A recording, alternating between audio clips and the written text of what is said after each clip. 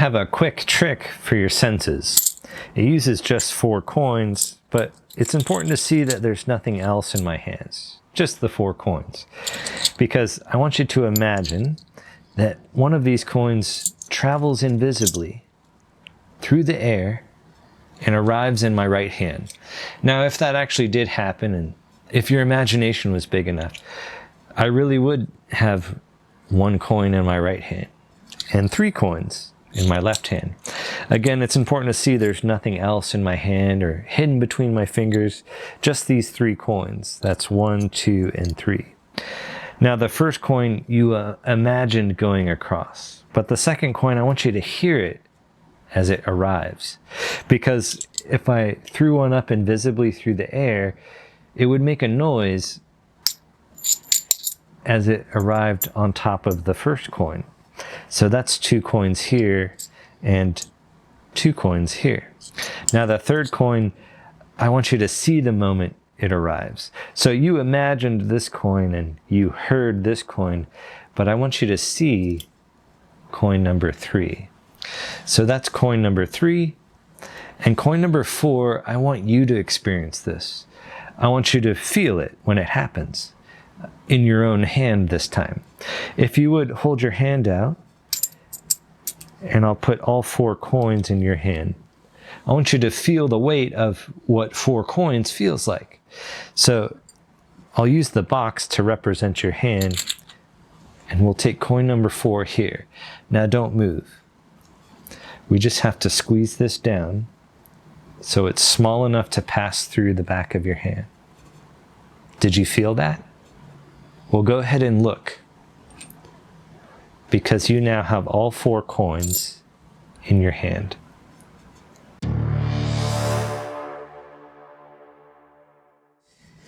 In today's video, I've got a really powerful coin trick to teach you.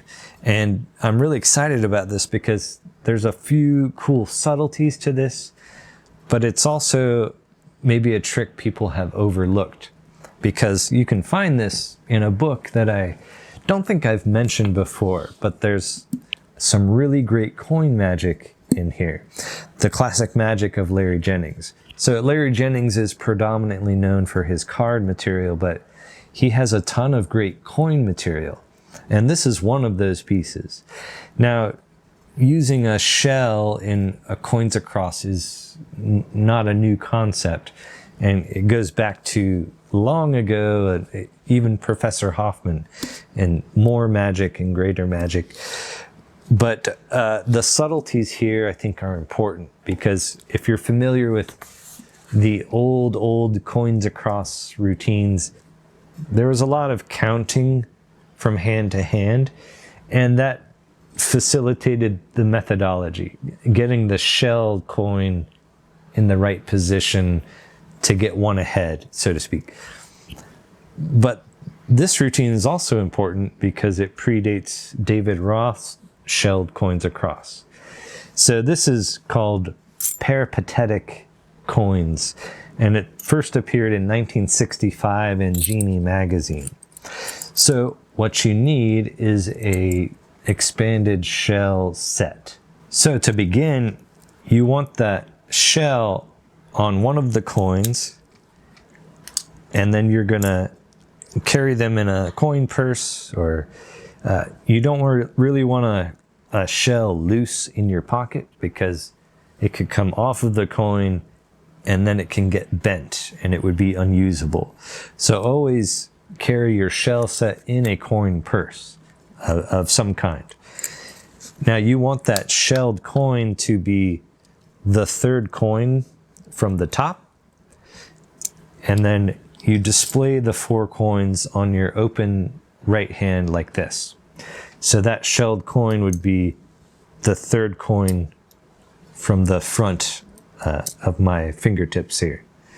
So you just say, I came up with my own pattern, which you're free to use, but each coin kind of highlighted one of the senses. So I explained there's 4 coins here and nothing else, and it's important you see that because I want you to use your imagination. So what I've just done is picked up the 3 coins and leaving the bottom coin, which is a real coin. So I've swept these up, held them together, and then re-gripped them again with my right hand, my thumb and first finger on the edges. But let me show you that from a different view. So again, you have the 4 coins like this. The shell is on this coin, number 3. And in the book, you'll see this cool little move, which happens automatically. If you leave a little bit more of the bottom coin exposed, then this will happen automatically as you close your hand. It forms kind of a break, like in card magic.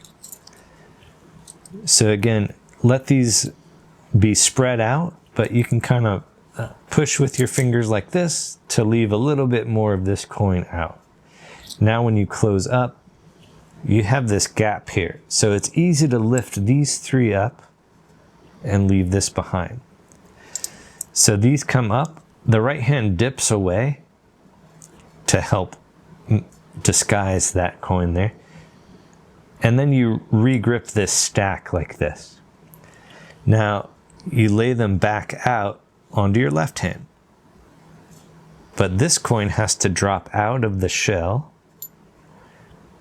And then I just kind of spread these out just gently like that. And so all the while, you're just in finger palm here with the right hand. So it has this loose look to this. You can gesture like this and say, imagine one of these coins traveling invisibly through the air and arriving in my right hand. Now, as I say that line, I close up my hand, which naturally allows the shell to slip over the bottom coin. And as I'm saying that line, imagine that one travels through the air invisibly and arrives in my right hand. And at that point, I make those motions, and then I say, if that actually happened, there would be a coin in my right hand, which would make 3 coins in my left hand. Now you're gonna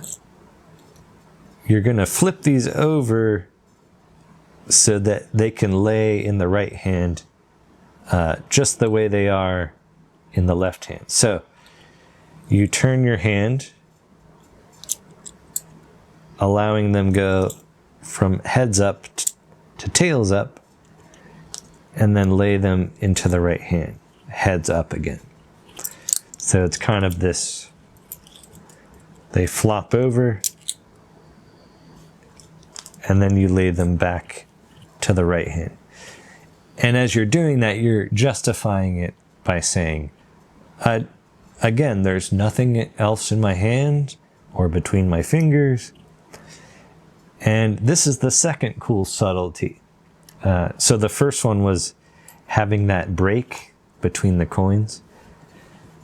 The second cool thing here is you lift all the coins in this displayed position. And in the process, you leave 1 coin behind because it drops out of the shell. So you reiterate, there's nothing else in my hands, just these 3 coins here. And you're keeping them in that spread position. Now again, the right hand, it's mainly the right hand dropping away rather than the left hand lifting it up. And this helps hide that coin.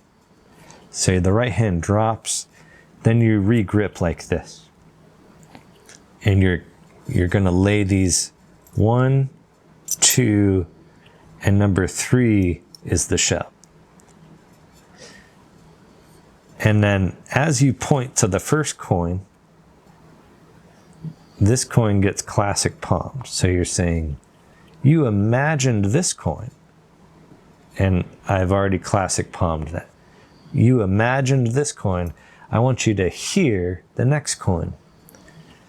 Now, if I threw that invisibly through the air, it would make a sound if it landed, and you let the coin fall as you say that line.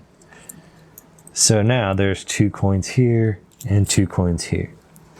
So again, you've allowed the shell to slip over that coin. Now here's the third cool subtlety of this routine. You show 2 coins here and 2 coins here. Now I don't know that Larry Jennings invented this move. I'm pretty sure I've seen it in Hoffman's More Magic. But it's just a way to take the shell off of a coin that looks really natural. You would naturally kind of take a coin, and if you wanted to reposition it, you'd get your thumb under it and pop it up like that. So that's what's happening, except you let the coin inside remain there, and you bring the shell up like this and pass it back to the left hand. So now coin number 3, I want to make different, because you imagined this one and then you heard that one. I want you to see coin number 3. So with coin number 3, we're going to manually slide this coin down and into the shell. But we're going to cover that with some movement. So as that happens, the right hand will also be, again, you're just in finger palm, but you can kind of do this. So as the hands rock, the left hand slides that in, the right hand pushes this out. You want it to happen pretty much at the same time. So you're splitting their attention between your hands.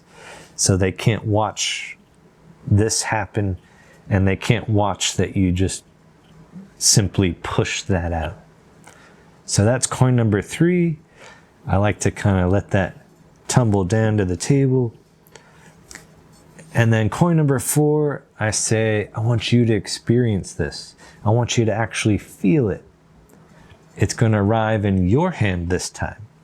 So at this point, this is the classic ending, going back hundreds of years now, where you give them all 4 coins. And the idea is, I want you to feel the weight of 4 coins, because in a second, I'm going to take this coin and it's going to travel to your hand. So as this stack is in their hands, you have to kind of guide their fingers shut so they don't peek. This is really convincing though. You put 4 coins in, there's nothing else in your hands, and then it looks like you took 1 out. So there's not a whole lot to do in terms of convincing them, but you want to make sure their hand shuts quickly. And so on this last coin, you can do any number of vanishes you'd like. You can do a spider vanish where it's kind of a sucker type of thing. I chose to just do a simple toss vanish, and I classic palm that, just the shell really, and then pretend to make that last coin small, and it goes through the back of their hand. And then they open their hand to see all 4 coins. So that's it for today's video. Again, this trick comes from this book, The Classic Magic of Larry Jennings. It's the Peripatetic coins on page 24. A great trick in here, and there's other coin magic in here. I'm not sure if you can still get this book new, but I've definitely seen it for sale in various places for used books and things like that. And I'll see you next time.